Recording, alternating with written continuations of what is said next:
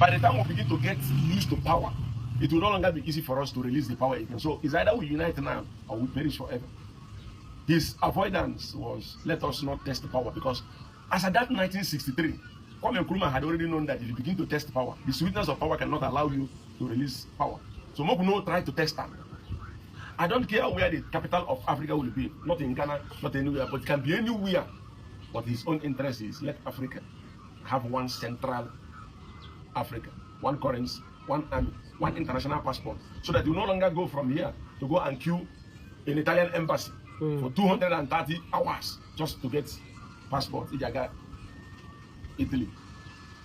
And then the Berlin Conference that happened in the year 1884 in Germany, that brought about division, that I cannot travel from Nigeria now to Ghana free of charge without the embarrassment of immigration. I must face immigration embarrassment in Ghana. I cannot travel from Nigeria to Cameroon without the insult of immigration. Who caused them? After Berlin Conference. What caused the Berlin Conference when they take divide Africa? The Europeans began to quarrel among themselves. Like people will come that time, everybody quarrel. No, why you go here? And I mean, supposed to go here. Why you go here? They begin to fight among themselves. A man called Otto von Bismarck had to call the Europeans. Otto von Bismarck. Now you can call Europeans. So they come. No, the quarrel. No, German.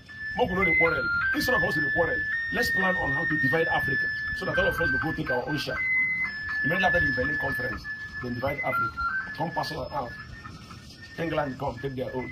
France come take their own. Italy come, but they don't succeed because as at that time Liberia don't they wise up small. So 1847, Liberia don't already wise. They became the first country in Africa that had independence. Apart from Ethiopia, we no agree. And why did Ethiopia not allow Italians to colonize them? Now because they fight war, the Battle of Adowa. They fought the Battle of Adowa that Italy could not succeed. Ethiopia fight. At the end of the day, Italy said this will not defeat them. They run. They were not colonized. Otherwise, every other African country, Portugal come collect, Germany come. They not to stay. They came to Togo, came to Dahomey. They not to stay too long. Then come out. Spain not to come. Spain come, but they know. So those ones will get grand, will come pin, take all over Africa until Africa begins to grow. Those will get sense. But before that time, somebody when they call W.E. Du Bois, an African American. W.E. Du Bois in 20th century don't already they cry as an African American, who's an American man, not a Nigerian man. He started crying and telling African leaders not to deny their children history of what the Europeans did to their nation. Now see, W.E. Du Bois began to do that thing. America and Europe began to look for W.E. Du Bois, made them kill him so that he will stop the talk that thing. Now Kwame Nkrumah, I invite him to make him come Ghana to hostel with them so that they don't go kill him. That was how he now came to Ghana and stayed with the public. At least, okay, you know about Marcus Garvey from Jamaica. You understand? Marcus Garvey of Jamaica. That song where Bob Marley sing, Marcus was a Buffalo soldier in the heart of America. Marcus Garvey don't they cry about blacks, Africans. They sure of men, no. Malcolm X, Martin Luther Jr. So all these people don't see what these people do. For the fact that they know, say, Christianity and the politics, Christianity and slave trade was brother and so then day. This is Christianity. Christianity and politics, they be like coin. Where back and front of a coin. That's what Christianity and slave trade did. The two help each other. Christianity helps slave trade helps Christianity to grow. So these people now don't see them since early morning say this is what happened within Europeans take whole Africa down. Because if you go down history, you begin to see that it was Roman Catholic Church that approved, aided slave trade by Pope Nicholas V. Pope Nicholas V of Roman Catholic Church. Now he be the person who tell King Alfonso of Portugal, who was a slave trader, where go right to him, tell and say they want to go to Africa to buy slaves, but say no one to go alone. Pope Nicholas V was the person who gave King Alfonso certificates when they enter convent. If they enter convent, they will give them missionaries when they come Africa to come buy slaves. Now Roman Catholic. John Hawkins of Britain, who was a slave trader. When John Hawkins go do slave trade, when John Hawkins go do slave trade, get money, he go show Queen Elizabeth as his Oga. Queen asked her, I said, how did you make this money? He said, made it through slave trade. Queen became interested in the business. Come go for her papa church, Church of England, otherwise known as Anglican Church. She go Church of England, go carry missionaries, bring sheep. Carry missionary from her papa church. Come bring sheep, what they call Jesus of Lubeck. Jesus. Yeah, Lubeck. Carry and give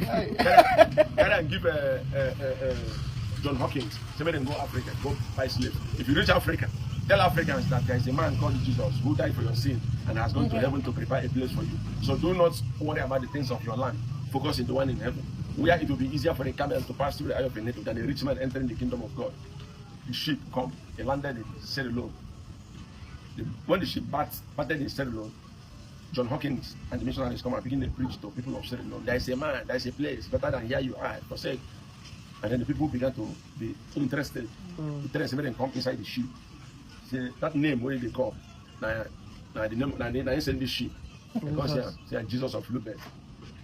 Over 300 Seminarians entered the ship to go hear more about this heaven and this Jesus. That was the end of them. A man called Bartholomew de las Cascas. Bartholomew de las Cascas na Anglican reverend. When Christopher Columbus killed Americans because he wanted to conquer America, he killed too many indigenous people of America. It was Bartholomew de las Cascas who gave approval to the slave trade masters to go to Africa and buy slaves to go and fill up America so that they will see people who farm for American land. Bartholomew de las Cascas is a Christian, a reverend. So why are these reverends and these Christians approving slave trade if Christianity is? They are intertwined, criminal lifestyle. They intertwine in English. You understand? So if Christianity is a key to life, then why are these people approving evil without complaint? Currently now, I said to people, if you don't want to, those who do not know history, those who don't, currently now, Pope Francis, what we know now, physical evidence is 88 years old. Pope Francis is sick. He no really die to go to that heaven. Go to prepare. They're still a cure. You go hospital, go to collect life supporting medicine in order not to die. You know what go heaven. So why are you now fighting for your life? The man refused heaven, you know. Yes, so if there is a place where you don't see, don't do all everything. 88 years old. The man don't really die, you know what go heaven. So Pope no one go heaven. So if there is a place better than here, why you don't want to go there? 88 years old. So why are you saying they can't forget to say Pope is here now? For what? So if there's a place better than here, at 88, why are you still wanting to live here? To be in the bad side. In the bad side, instead of going to the good side. Now wow. You don't say they brainwash too much. This one is the madness of us Africans who have refused to open their eyes. Why is he not just now? Hey. Theodore Nyanji. So.